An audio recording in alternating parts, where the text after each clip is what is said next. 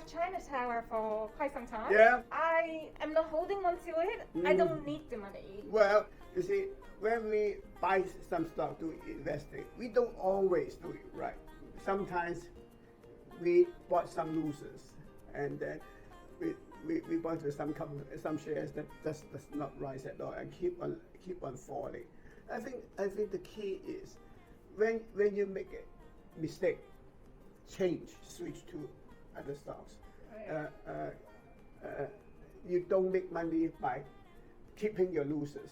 You make your money by keeping your winners. So if you buy Apple, you can keep rising, then you keep it. But if you buy IBM, it continue to fall, like Chinatown continue to fall at the $1 level.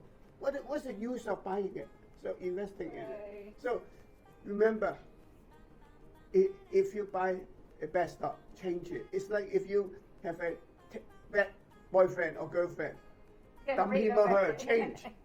Because you won't go anywhere by keeping your bad investment. True.